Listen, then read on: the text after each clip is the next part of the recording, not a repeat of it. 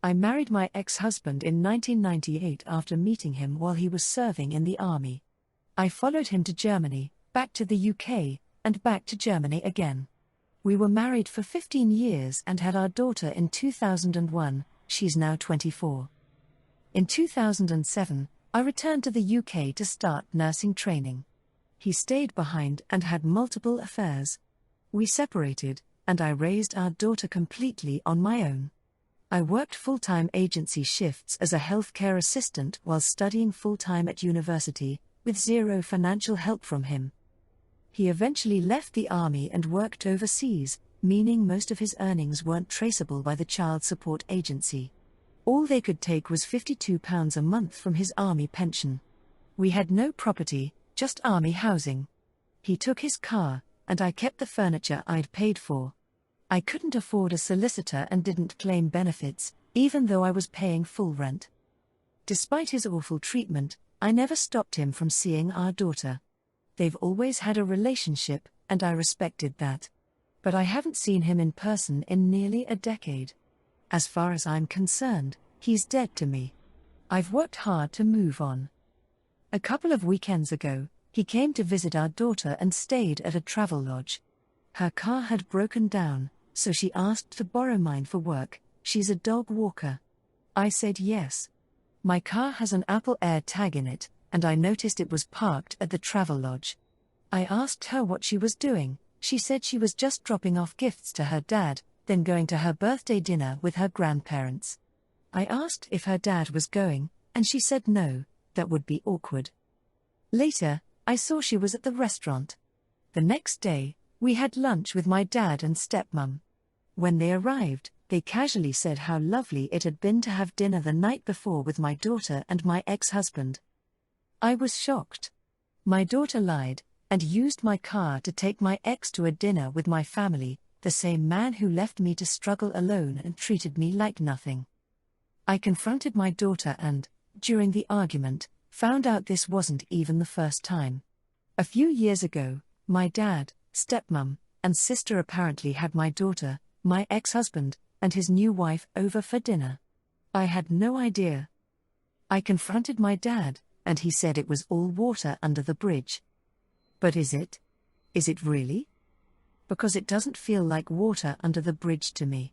It feels like betrayal. I feel disrespected by my daughter for lying and using my car, and completely disregarded by my own family for choosing to break bread with someone who abandoned and mistreated me. Comment 1. That's not just your ex-husband, it's her father. Regardless of the situation you had with him and how the separation went, she's still able to want a relationship with him because it's her dad. The more you push back against it, the more strained your own relationship with your daughter will get.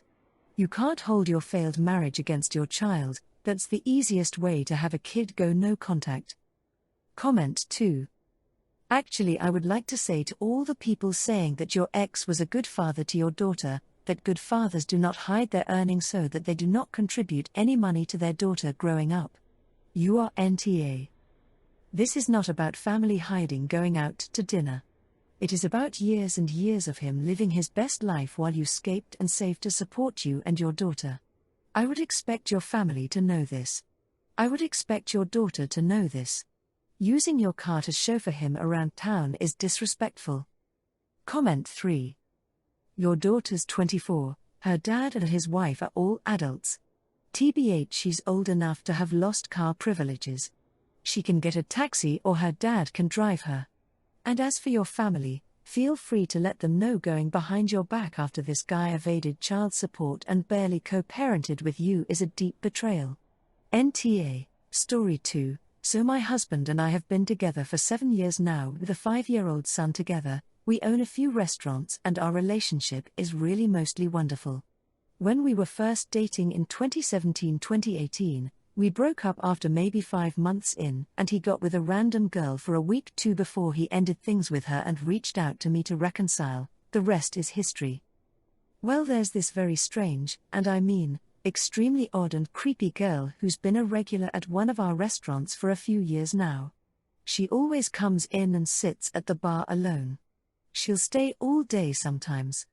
I don't know much about her, but she's just one of those regulars everyone knows a little about and everyone has off-the-wall theories about.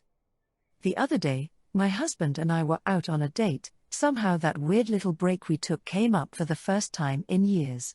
It immediately went to me asking if he ever sees that girl he dated during that break around town. I don't know her name or what she looks like. I've never pried and it's never been much of a thing.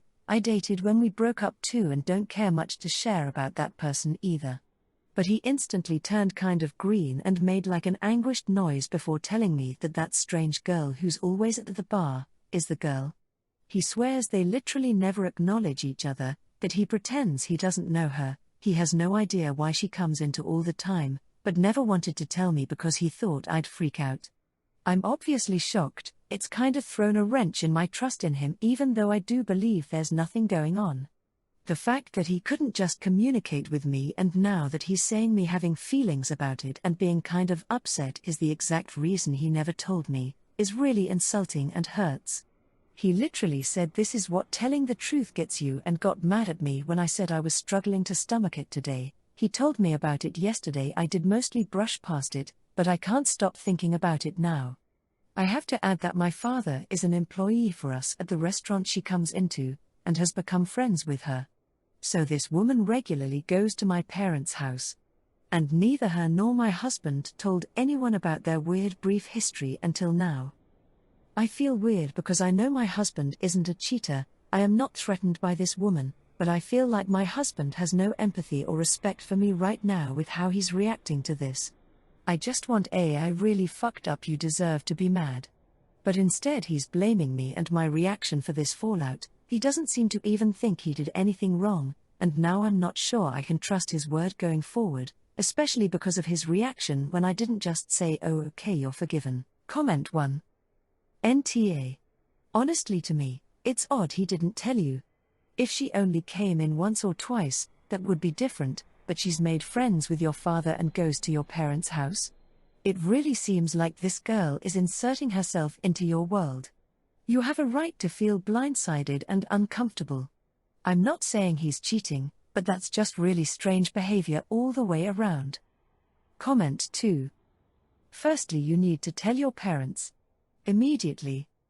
Secondly, together, you and your husband need to jointly go to her next time she's in the restaurant and acknowledge what happened all those years ago, and ask what her motivation is to spend all this time in your place of business. Maybe this could go away with a conversation. Comment 3. NTA. He hid his ex's identity. She's a creepy regular at your place, and your dad's friend with her.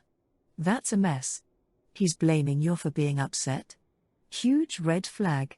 He needs to own his mistake and apologize, not gaslight you. Story 3. Last year, my husband, who is Middle Eastern, and I got married. We both come from Catholic families, and we initially planned to have a small, intimate church ceremony, just eloping or having a micro-wedding. We didn't want a huge, expensive wedding, especially since we knew it would cause drama with our different cultural backgrounds. We agreed that as long as we were married in the Catholic Church, no one should be upset. When my family started asking about the wedding, I explained that we just wanted a small ceremony with close family and friends, followed by a dinner. We didn't want a $70,000 wedding. My mom was upset and started crying because she'd always dreamed of planning my wedding. I told her she could still be involved, but we didn't want a big event. Eventually, after talking with my fiancé and parents, we decided to follow his family's traditions and dancing for the wedding. I didn't want to disappoint my husband, especially since I'd be the first American in his family. I thought it would make the wedding unique and fun for everyone. My mom said she didn't mind, as long as I had a wedding. On the day of the wedding, everything went better than we imagined. My husband and I were nervous but stayed together all night, and it was a great time. However, halfway through the reception, I noticed that most of my family had left, leaving only his family and our friends on the dance floor. The next day, my sister told me my family had fought with the DJ because he only played an hour of English songs. My mom had made a scene and cried. I had made it clear to my family that the wedding would follow my husband's traditions, with some American wedding music included. My husband and I even taught them the dances months before so they wouldn't feel left out, and we encouraged them to just have fun and not worry about participating if they didn't want to. Since the wedding, my family hasn't spoken to me much. They've expressed that they felt disrespected. Even cousins I hadn't seen in years are upset. I learned from the DJ that he only played an hour of English songs because my family left the dance floor, so he switched the vibe to cater to my husband's family. Comment 1. You are NTA for choosing to cater to your husband's family at the wedding. But you need to take ownership of that choice and accept that it alienated some of your relatives. It sounds to me like, if you had it to do over again, you could have had more of a balance of English music your husband chose, and quiet time. As someone with no attachment to either tradition, that it may have been a bit hectic for people who wanted to spend their time visiting rather than dancing. But again, it was your wedding and your choice. Comment 2. Your mom had been dreaming of helping you plan a wedding for you, and instead of it being a wedding celebration of you and your husband, it sounds like it was a celebration of your husband getting a wife. Your family feels left out. You made sure his side of the family would enjoy their things and honor their family, but what did you do to honor your family and give them things they enjoy at weddings as well? I'm gonna have to say kinda YTA unless there's more details you didn't include. Story 4. Okay, I don't even know if I'm in the wrong here, but I cannot stop thinking about this, and it's making me feel insane. I, 22F, have had a strained relationship with my dad, 48M, ever since he cheated on my mom when I was 12. He ended up marrying the woman he cheated with, Lynn, 44F. I was civil with her growing up, but we've never been close. She kept her distance and I honestly appreciated that. But lately she's been trying to force this weird mom relationship with me out of nowhere. I'm graduating college soon, and she's suddenly all over me, commenting on my social media, calling me her girl, and telling people how she's so proud of the woman I've become. She even made a Facebook post saying she remembers tucking me in before big tests and how she's been there every step of the way. What? She literally wasn't. My mom raised me. My mom worked 2 jobs. My mom drove me to every practice and every college tour. Lynn showed up to Christmas with matching pajamas and that was it.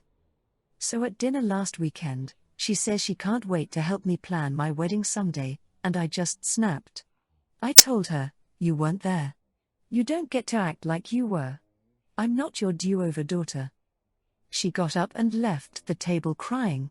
My dad flipped out and said I humiliated her, that she's trying to build a bond, and I ripped it away. His side of the family is now saying I'm ungrateful and just angry about the past.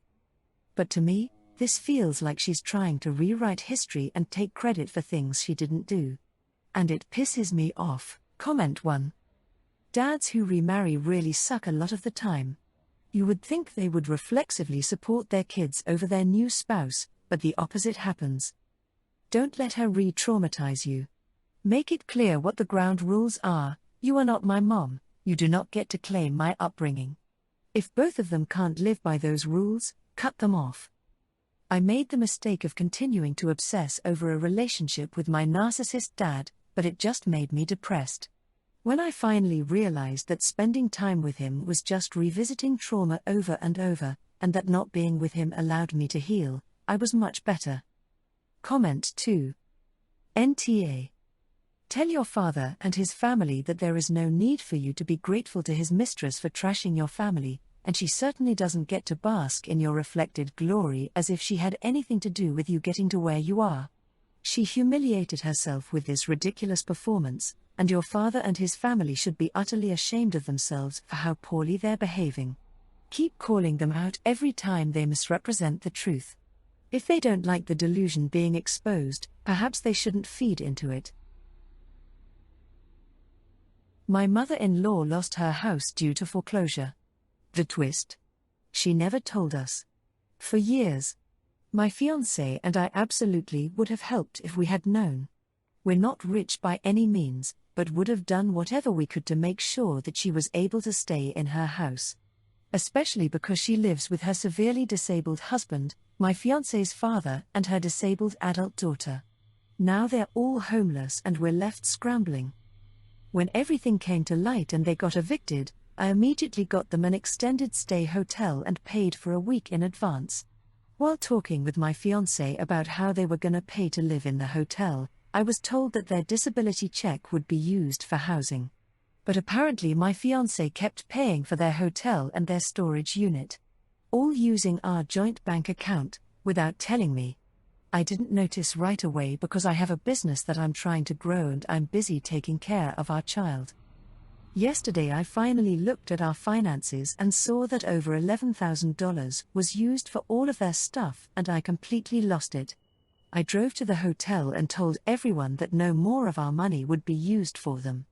I told my fiancé that if 1 more cent of our money was used I will break the engagement and leave. It's not that I don't care about them. I do. But I feel betrayed that she hid the foreclosure from us, let the situation spiral into homelessness and used me as a personal piggy bank. This money that we have is to go to our new house that we were supposed to be buying and also to my daughter's school. I also feel disrespected that my fiancé went behind my back and used our money without asking. Now the morning after I'm starting to feel guilty like it's my fault that they're going to be on the streets. Also, I feel it's important to add that we have never had a good relationship with his side of the family. We have been together 13 years, so this isn't a new relationship. His mother has never really wanted anything to do with our daughter except for maybe 3 holidays a year that we go to her.